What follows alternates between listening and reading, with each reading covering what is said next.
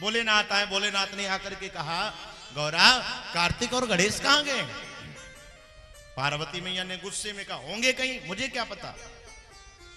तो बोले बाबा समझ गए, कोई ना कोई घटना घटी है भाई घर में। ध्यान करके देखा क्या हुआ, पूरी बात जान लिया भोलेनाथ ने। अच्छा समझ गए, नारद बाबा आए थे घर में। देखो जो वो बता के गए हैं वैसा कुछ नहीं है, हमने सब जान लिया। क्या तुम जानना चाहती हो? नारद जी ने ये नहीं बताया कि ये मुंडों की गले में माला क्यों पड़ी है। ये तो बता दिया कि इनके गले में मुंडों की माला है, किस लिए है ये नहीं बताया किस लिए डाले हैं। अरे जितने बार तुम मरती हो ना उतने बार तुम्हारे मुंड की हम माला बना लेते हैं। अब तो जो पार्वती मैया ने ये सुना तब तो और गुस्से में आ गई। क्यों? इसका मतलब है इतने बार हम मर चुके हैं। भोलेनाथ ने कहा इतने बार आप मर चुकी हो। पार्वती मैया ने कहा बाबा एक बात बताओ, हम ही क्यों मरते हैं, तुम क्यों नहीं मरते हो बार बार? हम क्यों मरते हैं? भोलेनाथ ने कहा क्योंकि हमने अमर कथा सुन लिया है, हमें अमर कथा याद है, इसलिए हम मरते नहीं हैं। पार्वती मैया ने कहा गजब की बात है, पति कथावाचक हो पत्नी कथा ना सुने, कितने दुर्भाग्य की बात होगी। तो भोलेनाथ ने कहा देखो कथा सबके बस की बात नहीं है, कथा सबके बस की बात नहीं है सुनने का। राम कथा के ते अधिकारी जिनके सत संगत अति प्यारी। राम कथा के ते अधिकारी जिनके सत संगति अति प्यारी।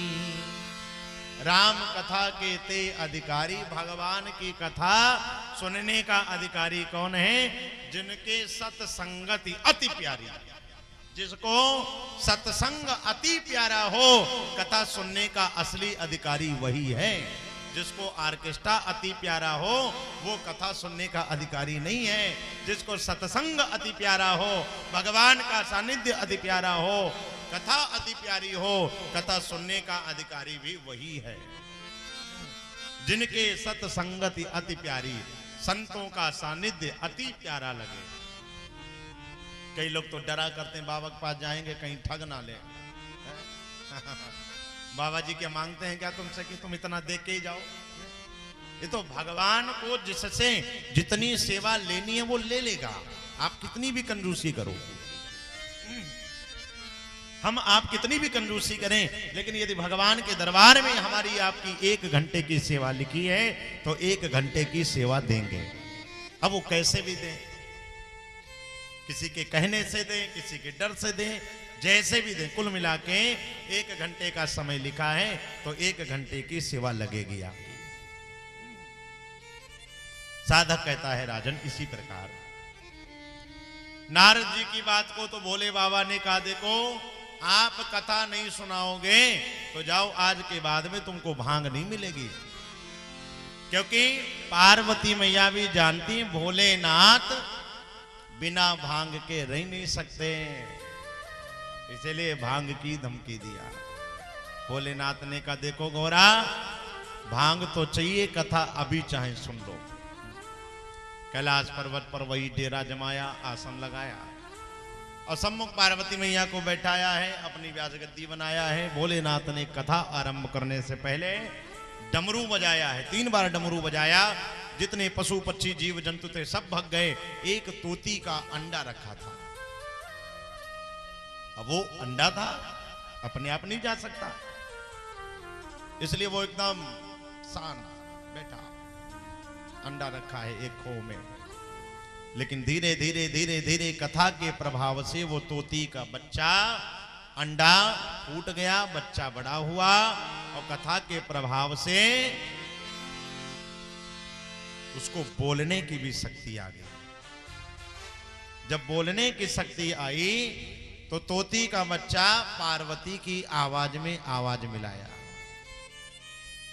भोलेनाथ जैसे हम लोग बीच में जयकारा लगवाते हैं, आप लोग बोलते हैं राधे राधे बोलते हैं, जय हो बोलते हैं, जो भी बुलवाते हैं आप लोग बोलते हैं, बोलना भी चाहिए और बोलते हैं हम आप। ऐसे भोलेनाथ पूछते थे, कथा समझ में आ रही है? पार्वती मैया बोलती थी हाँ। तोती का बच्चा भी हूं हूं करने लगा। कथा पूरी हो गई। भोलेनाथ ने जब जयकारा लगवाया, जयकारा वो नहीं लगा पाया। अब बाबा ने नेत्र खोले तो क्या देखा? पार्वती तो सूत गई, यानी सो गई। अब पार्वती सो गई है तो ये कथा कौन सुन रहा था? बजाया डमरू। जिसने भी कथा सुनी मेरे सामने आए। अब वो तोती का बच्चा खों से भागा एकदम। भोलेनाथ ने दौड़ाना प्रारंभ कर दिया और दौड़ाना प्रारंभ किया तो तोती का बच्चा भागा। इधर व्यास जी की पत्नी को जमुघाई आई। जो मुंह फैलाया तोती का बच्चा मुंह में प्रवेश कर गया। और जो मुंह में प्रवेश किया, अब भोलेनाथ एक के चक्कर में दो को मार नहीं सकते। भोलेनाथ त्रिशूल गाड़ करके दरवाजे पर ही आसन जमा लिया। 12 साल बैठे रहे, 12 साल। अब 12 साल तक जब बैठे रहे भोलेनाथ, 12 साल बैठने के बाद व्यास जी आए हैं इधर तपस्या करके। और जब तपस्या करके लौटे, देखा क्या हमारे दरवाजे भोलेनाथ। अहो धन्य भाग्य हमारे जो घर हमारे आप पधारे। भोलेनाथ का दर्शन पा करके अपने भाग्य की सराहना करने लगे।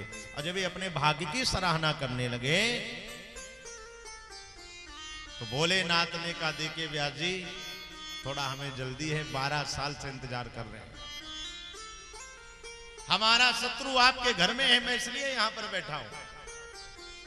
जो ये बात करी, अच्छा भैया कोई सीटी मार रहा है, देखो हल्का सा।